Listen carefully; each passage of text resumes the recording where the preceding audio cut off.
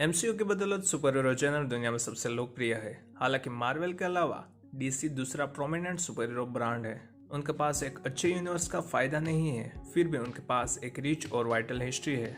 कुछ सबसे influential character DC comic के पास है, जो फैंस को याद दिलाते हैं कि मार्वल एकलौता पावर हाउस नहीं है। हालांकि दोनों की तुलना करना अच्छी बात तो नहीं है। मार्वल की पॉपुलैरिटी आसमान छू रही है।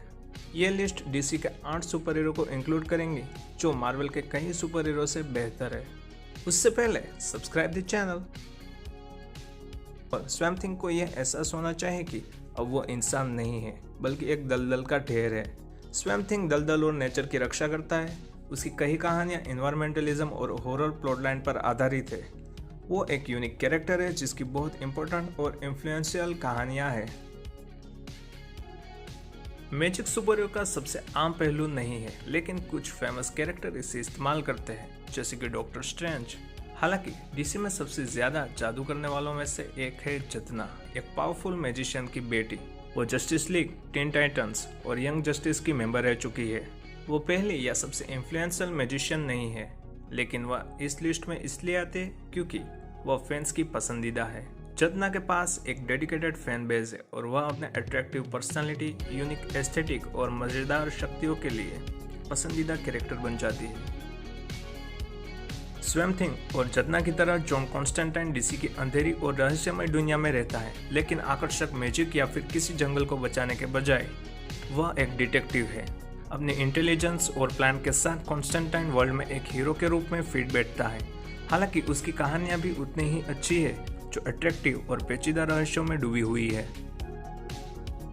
अब हम लिस्ट में इस मुकाम पे आ गए हैं कि फैंस को अंदाजा लगाने में इजी होगा कि आगे कौन कौन से सुपर हीरो आने वाले हैं। मगर कोई प्रॉब्लम नहीं है, क्योंकि ये कैरेक्टर उस अंदाजे से बाहर है। नाइटविंग बैटमैन का साइड किक है, जो बैटमैन के साथ गौथम की बुराई से लड़ता है। साइड किक सुपर हीरो कहानियों का एक खास हिस्सा हुआ करते थे, मगर अब वो सिलसिला खत्म होने को है और ज्यादातर वो मार्वल में दिखता है।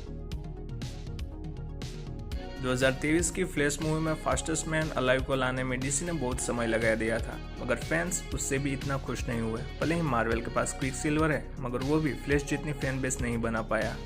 फ्लैश डीसी मूवी के स्पाइडरमैन की कमी को पूरी करता है, अपनी तेज रफ्तार से फैंस का दिल जीत लेता है और स्लाइडली फनी है, जिससे वो माहौल को थोड़ा हल्का बनाता है, जो डीसी मूवी में कम ही दिखता है। अब जब हम लिस्ट के आखिरी 3 के पड़ाव की ओर बढ़ रहे हैं, तब फैंस को अंदाजा लगाने में जरा भी मुश्किल नहीं होगी कि वो बिग 3 कौन है। जहाँ तीसरे नंबर पे आती है वंडर वुमन। अब मार्वल में कई फीमेल कैरेक्टर है, मगर वंडर वुमन जितने इन्फ्लुएंशियल कैरेक्टर कोई नहीं है। उसमें भी गल गैडोट वंडर वुमन के किरदार में जान डाल देती है और दूसरे कैरेक्टर पर डोमिनेंट दिखती है।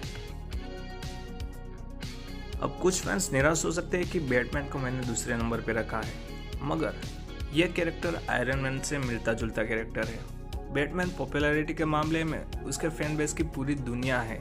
जब डीसी फिल्में फ्लॉप होने लगी, तब भी वे हमेशा बैटमैन पर भरोसा करते थे, जो डीसी की कई सबसे इम्पोर्टेंट फिल्मों में दिखाई देता है और वो समय के साथ बदलता रहता है। अब कोई भी फैन कह देगा कि पहला नंबर किसका है। स्पाइडरमैन के बाद अगर किसी का फैन बेस पूरी दुनिया में सबसे ज्यादा है, तो वो है सुपरमैन का। ये क्रिप्टोनियन अर्थ पे डोमिनेंट है, जो अच्छाई के लिए बुराई के सामने लड़ता है।